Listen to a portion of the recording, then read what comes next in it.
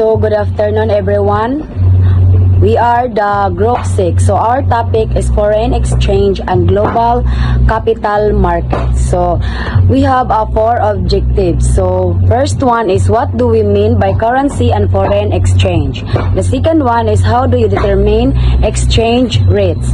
And the third one is what are the global capital markets? And the last one is what is the impact of the global capital markets, particularly the venue capital and global capital markets on international business. So, the first topic is what do we mean by currency and foreign exchange? So, what is the currency daw? So, currency is any form of money that is general circulations within a particular country. So, let's for example, ani is diri sa atua Pilipinas is ang ginatawag nila is Philippine peso. So, sa United States, ilang ginatawag is dollar. And sa euro is Eurozone countries. So, next is foreign exchange. Foreign exchange refers to money denominated in the currency of another country or group of countries. Its mechanism through the currencies can be exchanged to enable international trade and investment. So, example, a Filipino company needs to pay a supplier in the United States, though they must change Philippine peso for United States dollar or ginatawag nga USD. Next is exchange rate. The exchange rate is the rate at which one currency can be converted into another country. So it represents the value of one currency in terms of another. Exchange rate are crucial for determining the cost of goods and services and international trade. So example ani is if the exchange rate is sa Pilipinas is 50 per 1 USD. This means that you need 50 Philippine pesos to buy 1 United States dollar. Or another example is sa exchange rate is between the euro and the US dollar is 1 euro equals 1.20 sa USD. It means 1 euro can be exchanged for 1.20 US dollars. Next one is currency conversion. Enables business and governments to exchange one currency for another to pay for goods and services. Let's say for example ani is a Philippine company is nag-need sila nga mag-pay sa isa ka supplier sa Japan. Then nag-convert sila og Philippine peso to Japanese yen para ma-complete ang ilahang transaction. Before we proceed to another topic, so akong ang what is foreign exchange. So ang foreign exchange daw ko or FX market is a global decentralized marketplace where currencies are traded. So it is the largest and most liquid financial market in the world. Is currency hedging. Protects companies from losses caused by exchange rate fluctuations by locking in rates for future payments. For example, ani is a Filipino importer na they need to pay USD in 3 months. So, kailangan nila nga mag-pay sila nga into 3 months. They use a forward contract to lock in a change rate today para ma-ensure nila nga exactly how much Philippine peso they will need to pay regardless of future fluctuation. The next is currency arbitrage. So involves buying a currency where it's cheaper and selling it where it's higher to gain small profits from the price differences. So example, a trader notices that 1 euro is trading at 1.10 USD in New York and then 1.12 USD in London. They buy euro in New York and sell it in London para makaprofit sila from the difference. Next is currency speculation. So currency speculation is buying or selling one currencies expecting their value to change for profit high risk, often avoided by firms. So companies that operate globally must handle different currency when paying supplier or receiving income. Even if they use their own currency, they still face risk from changing exchange rates. So when people or business exchange money, they deal with foreign exchange rate, which show how much one currency is worth compared to another. These rates include a bid or ginatawag og buy. Price and ask is ginatawag as sell price. The difference between them called the spread is how banks earn profit them currency exchange. So na table dere, for example, in Thailand, 1 US dollar might buy 31.67 baht, but converting back to dollars could cost 32.32 baht. That small difference, 0.65 baht, is the bank's fees. Although the gap seems minor, it can become significant for global companies, which is why they often compare rates to get the best deal. So makita ninyo diya sa table nga nay nakabataang foreign exchange rates, Bangkok Bank. Nadira ang mga currency baht or banknotes giyon sa pag-buy, banknotes sa sell og sa mga baht sa USD, GBP, Euro og sa Japan yen og sa HKD. Dira ninyo makita. Hello ma'am, hello everyone, good day. My name is Justin Erehes. I'm going to report my assigned topic. It's all about understand how to determine exchange rate. First, what is exchange rate? Exchange rate shows how much one currency is worth compared to another currency. So ang kaning exchange rate is to determine nga kung unsa ka halaga ang isa ka currency rather than sa isa ka currency, kung unsa ka dagan imong makuha o pila ang value dani nga currency nga imong ma-convert. Natay duha ka currency, which is base currency o quote currency. First is base currency, the one being brought wherein in denominator. And ang quote currency, the one being used to pay wherein in a numerator. Ang kaning base currency mo ni siya ang currency nga atong gina-base. Maghatag example is atong base currency is ang US dollar nga $1. Ang atong gamiton, ang ato ang quote currency dayon is ang Philippine money nga 56 pesos nga atong i-convert sa atong base currency nga $1.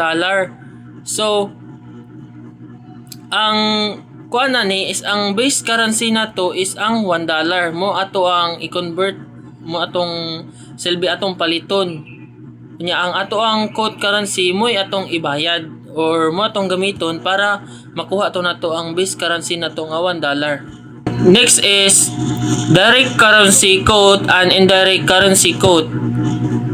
Direct quote shows the domestic currency price of one unit of foreign currency. Ang pasabot ani is ang direct currency mo ni siya ang atong ginagamit para maibalaan nato ang atong kung pila ang atong magasto sa atong domestic currency sa pagkuha nato sa pagpalit or pag-convert nato sa atong foreign currency. And then ang indirect currency pod, ang indirect shows how many foreign currency units equal one domestic currency. Ang kuan sa dani, ang indirect currency is pila ang atong kung pila ang atong makuha, kung pila ang atong makuha sa atong sa ato ang pagpalit sa kaning foreign currency gamit ang atong domestic currency. Kung pila ang ato abitang kaning pila ang natuyok sa imo or pila ang kaning value atong kaning currency. Example na lang kaning kung ang imuhang indirect currency is ang kaning $1, unya $1 atong nakuha, unya ang sa foreign currency na siya ang $1, unya ang sa atong domestic currencies convert to 56 pesos nga atong nabayad or gipalit na to tong kanong foreign currency. And then the next is spot rates. The spot rates is the exchange rate you used for immediate transaction, usually within the 2 business days.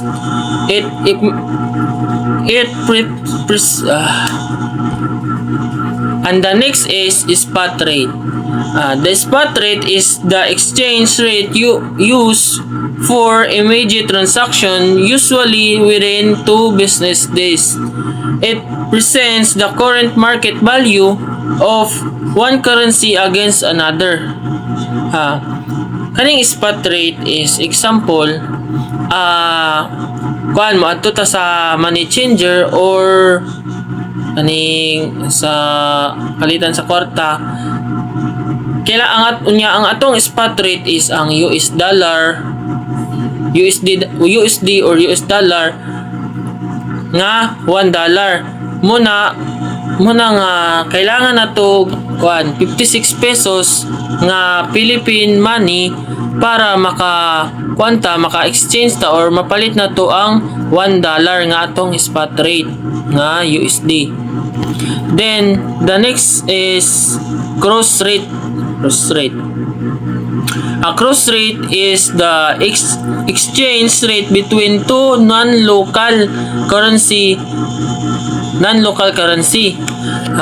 Example ani is if nga businessman ko diri sa Pilipinas, unya gusto ko mapalit like gusto ko mapalit og tila dito sa lain bansa nga dito sa example sa Australia nga gusto ko magpalit dito og tila, unya kaning wala man ko exchange rate dito nga Philippine money, wala ta exchange rate, muna nga mag cross rate dayon ko og USD or aning US dollar para mapalit na ko to ang kuan ang tila nga akong gusto paliton for sa ako ang business.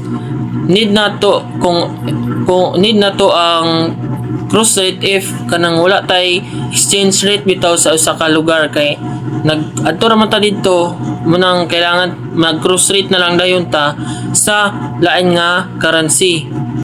Good day, ma'am. My topics exchange, trade, and standardized terms. So, sa exchange, trade, and standardized, there are future contracts and forward contracts. Future contracts traded on exchanges standardized backed by clearinghouse low default risk, while ang future forward is a private agreements customizable with higher default risk. So, ang exchange, trade, and standardized terms is same ra sila nga kontrata sa pag-buy o sell sa usa ka product, but naa sila differences. So, ang future contracts is gibaligya kini sa stock exchange standardized nga na-terminate o ginasuportaan sa mga clearinghouse. Tungod niini mas gamay ang risgo nga dili matuman ang kontrata, while ang forward contracts is pribado nga mga kontrata pwede ma-change nga ma-terminate og mas dako ang risgo nga dili matuman ang kontrata. Next is settlement and delivery. So sa settlement and delivery, so naagihapoy future contracts and forward contracts. So future contracts is market to market daily can settle over a round of deals, and forward contracts is settle once only at contract maturity. So ang future contracts sa settlement and deliveries, ang presyo niini ginabag-o kada adlaw market to market ug mahimong isettle sa lain-lain nga mga days or pizza, while ang forward contracts is ginasitol kini sa usa ka one time sa panahon nga matapos na ang contract. Next is maturity. So sa maturity, there are naagyapo future contracts and forward contracts. So future contracts mostly for speculations usually close before maturity, no delivery, while ang forward contracts used by companies and hedgers to stabilize future currency cost, delivery usually happens. So ang future contracts sa maturity is kanang kasagaran ginagamit kini sa pagpangagpas or speculation o sagad sirado nga dili pa matapos ang kontrata or no delivery. While ang forward contract sa maturity is ginagamit kini sa mga company para ma-strengthening ang ilang cost sa riches nga money o kasagaran mahitabo ang delivery. For example, si Patrick usa ka farmers nga nagtanom og mais.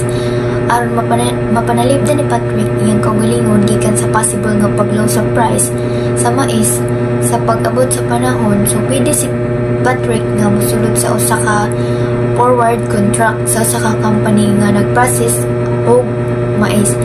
So sa forward contract nagkasinabot sila nga ibaligya ang mais ni Patrick sa company sa sakto nga price, while dili maapektuhan si Patrick sa bisan unsang paglow sa price. Forward rate is the agreed exchange rate for the future date used by businesses to protect against currency fluctuations. Common contract periods 30, 90, or 180 days.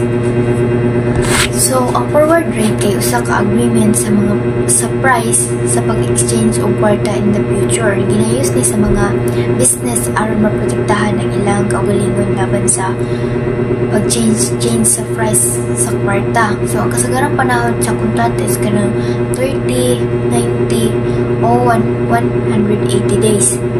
So, ang forward rate is nailaing 3 kaway or additional currency instrument used in the forward market. So, first is swap, options, and futures. So, swap is the exchange of currencies on two different dates to reduce risk. Next is option. Right, not obligation to exchange currency in the future. Lastly is future, agreement to exchange a specific amount of future date standardized and traded on exchanges. So, ang swaps is pagbayloar o pag-exchange o mga kwarta sa duha kalanlaing pizza aron mamit kanang gamayan ang risko, while ang options is kanang obligation sa pag-exchange o kwarta sa in the future, while ang futures is kanang agreement sa pag-exchange og usa ka kanang price sa umaabot nga kanang kana nga day. So, for example, ang usa ka kampanya sa Pilipinas is nagplano nga mapalit og mga butang gikan sa Estados Unidos sa umaabot nga 3 ka bulan. So, para maprotektahan ang ilang kaugalingon batok sa posibleng pagtaas sa presyo sa dolyar, mahimo silang musulod sa usa ka forward contract aron ilang presyo sa pag-exchange sa dolyar sa 3 ka bulan nga panahon. So, dili sila maapektuhan sa bisan unsang pagtaas sa presyo sa dolyar in the future. So, hi everyone. My name is Jessery Evelyon. My assigned topic is all about the international capital markets. So, what are international capital markets? International capital markets allow money to flow between countries from those who have extra funds to those who need financing. So, ang international capital market daw is the system where the money is transferred from another country to have extra funds, to those who have extra funds padulong sa country nga ganid og financing. So, they help governments, companies, and individuals borrow or invest more efficiently. So, the purpose ani is makahelp bitaw siya sa company, sa government, o as individual nga makabaro og mag-invest sa lain nga country nga mas efficient. So there are two forms of financing, which is the debt and the equity. So the debt, borrowed money that must be repaid. So kani siya is pag utang siya nga dapat bayaran. Like loan, kung mag-loan ka, di ba naana siya interest. So mauna siya ang debt. Next is the equity, investment in exchange for ownership. So kuan man nag-invest man ka, so magpalit ka sa company or shares bitaw, magpalit ka o like stocks ingana para sa exchange sa imong invest. So these markets improve economic efficiency by directing funds to the most productive uses and giving savers access to higher returns. So ang kani nga markets is gina-direct bitaw sa pundo nga mas productive nga paggamit. Din ga hatag bitaw ni siya og mas higher nga returns sa imong pag-invest. So sa in short, ang pag-exchange bitaw sa kwarta or flow sa lain nga country kay para bitaw makahelp sa nangihanlan og maghatag og opportunity sa kwarta nga magkumita or maka-earn bitaw og profit. So there are two major benefits of going global offers. First is the higher returns and lower borrowing costs by accessing foreign markets. So kaning first is mas taas bitaw ang balik sa imong kwarta if mag-invest ka. Then if mag-borrow pud ka is gamay ra ang imong gasto nga balik kay ga access man ka sa foreign markets. Like mas dako bitaw ang imong kita ug mas baba ang imong bayaran sa imong utang kay naka-access man ka sa foreign market. Next is the risk diversification. So risk diversification, since investments are spread across different countries.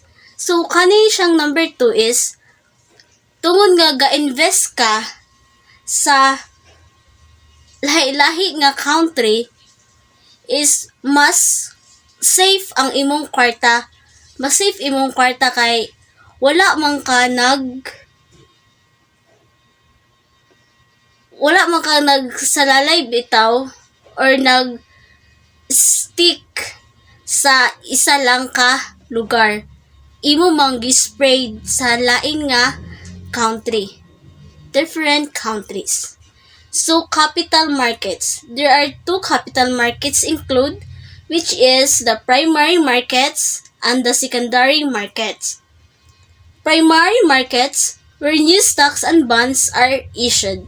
So kaning primary markets is diri na siya ang mga kanang mga bag-o nga stocks ug mga stocks and bonds. Mo ni siya ang una bitaw nimo pag baligya sa imong mga shares or bond sa company. Mao na siya ang primary markets. Next is the secondary markets, where existing securities are traded, providing liquidity, easy conversion to cash. So ang secondary market daw is secondary markets is diri na ang pagbaligya sa mga existing nga product tas naghatag og liquidity. Like mura siya og bitaw kanang second hand nga markets nga nag-stocks para bitaw fast ang pagkuha or easy bitaw ang pagkuha sa kwarta. Major components of international capital markets. First is the international equity markets. Markets where companies sell stocks outside their home country, used by global firms to raise funds internationally and support operations worldwide.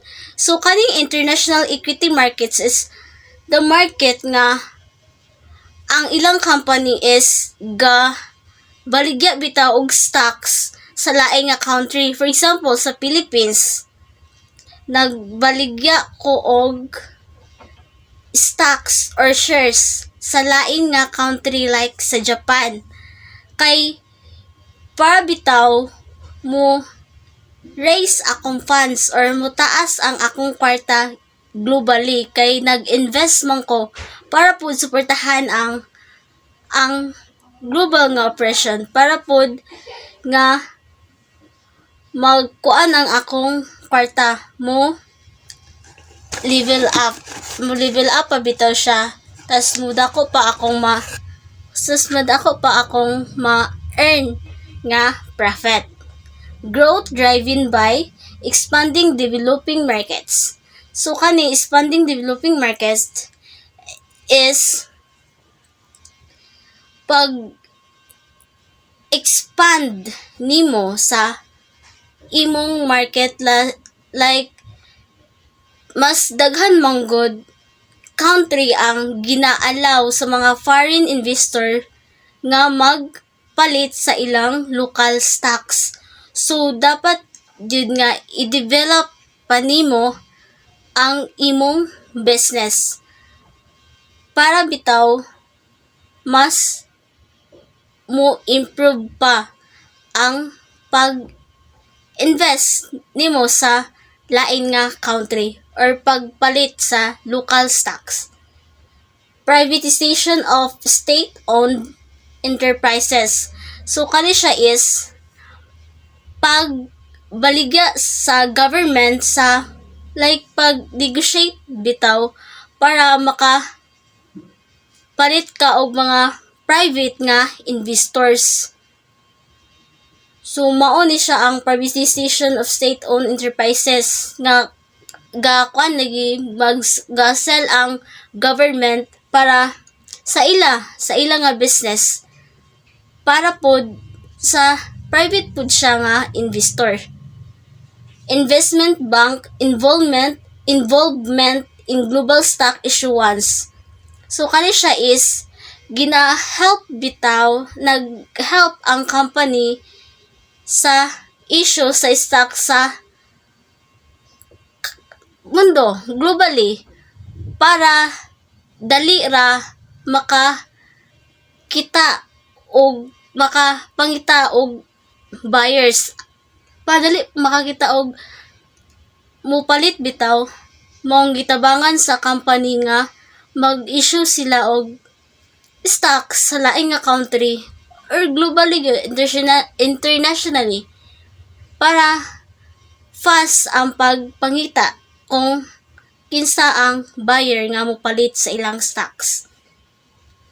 Advancement in technology and online trading. So kani po siya is naa man po'y kuan diba kanang platforms or apps o like sa kuan sa tingnan siya mga kuan na diba ang karon kanang high-tech na kay with technology na diba ta. So makita gyud ninyo dito if naay magpakuan bitaw og stock sa laing nga country, mas dali ang kanang process kay nakakuan naman siya na bitaw new platforms para kuha ka ato nga stocks or ma-trade ang stock sa laing nga country nga dali ra. So, good day everyone. So my topic is all about venture capital and the global capital markets. So what is venture capital and the global capital markets? So venture capital VCs provides funding for early and growth stage companies, especially those too risky for banks. VCs pool money from high net worth individuals and institutions to invest in high growth liquid firms aiming for high returns. So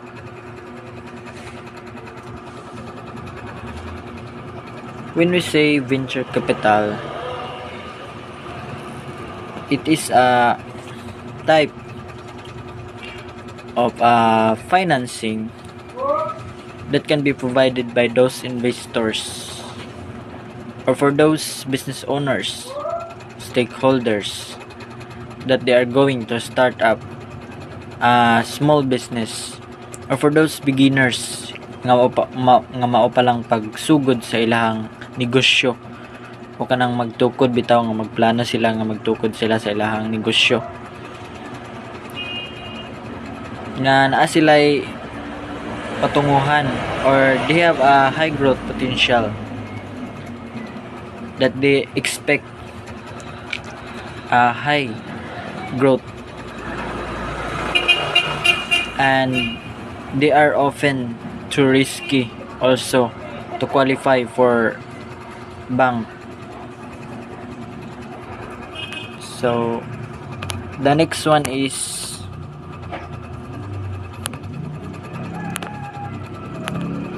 we have here global capital markets have expanded international VC by offering access to more investors and venture funds. So the access to more investors and at the same time venture funds. When we say venture funds, it is provided for those individuals who have business ventures nga dito gigamit nila ang funds that the VCs offered by them. The next one is a wider range of companies to invest in. So the more you engage in venture capital, the wider range of companies to invest. The next one is diverse exit strategies, including IPOs and acquisition abroad. So what do you mean by IPOs? It is an international public offers. So appeal na siya kay we talk about global capital man, worldwide man, from the word global, and diverse exit strategies. So if you are planning to invest something or invest business, if you are a beginner, the VC also provide some strategies that you can use in order to achieve something, and high expectation of high return or growth potential, that when you retired or when you close your business in recent times, or depende kung kanus amo mag-undang sa inyong business, no regrets, walay regrets kay nakabawi naman ka.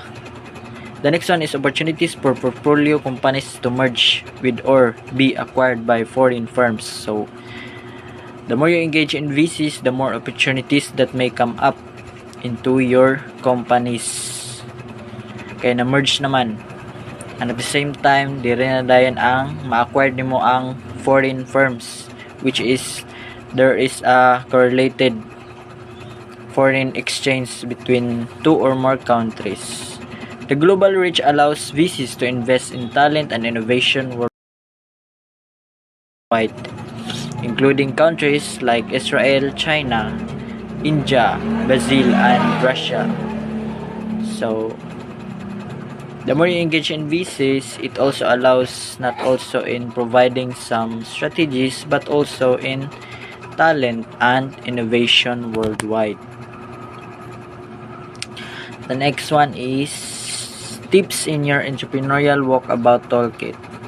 We have here the dealing with venture capitalists, VC or VCs. We have here the first one, understand the VC. VCs are fund managers seeking high return. Treat them as a customer and understand their investment goals, portfolio, and trends. So, VCs are funds managers kuno. They are just not an ordinary people, but they are also seeking high returns. So we need to understand the VCs. The next one is prepare and act professionally. Present a clear business plan, answer questions clearly, and maintain credibility. Treat VC's meeting like job interviews. So, when you are in the actual situation, treat the VC's meeting like job interviews.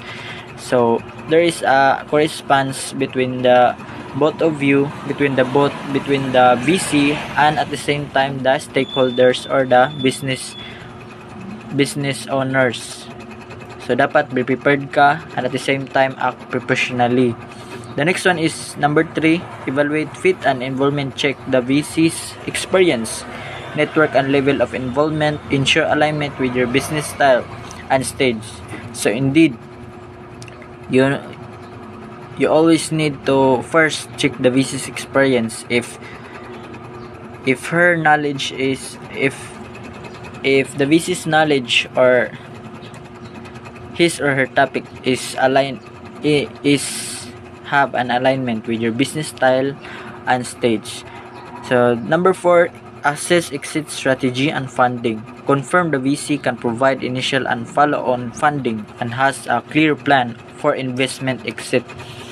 So sama sa akong gingon ganina nga assess exit strategies. So when you start up a business, you have an objectives in order to achieve something. At the same time, you have a strategy that when you close up your business in the future,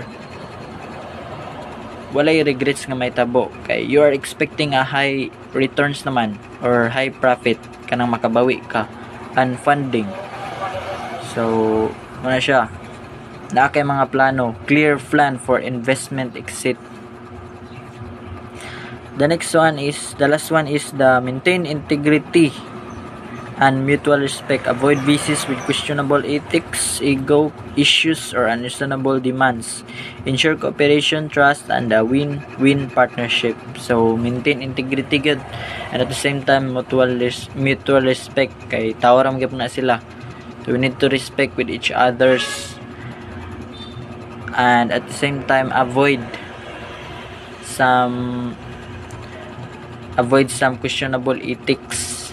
If you are not comfortable with the attitude of the VCs, so we need to consider them because that's how they treat their client or their customers or the stakeholders, the business owners, in a way that they give some advice strategies. So we need to understand, we need to consider it, and at the same time ego and issues. So as a stakeholders, for example as a business owner, so we need to paubos kita sa tong ego. Kay ego ra man ta nagpa-consult, sila man ang nasa taas. And unreasonable demands. Ensure cooperate kita during the actual situation, and trust, mag-build mo trust between each other, and expect a win-and-win solutions or a partnership between the both of you. That's all. Thank you. Good day, Ma'am Luwila. That's all for today. That's all for my topic, and bye bye.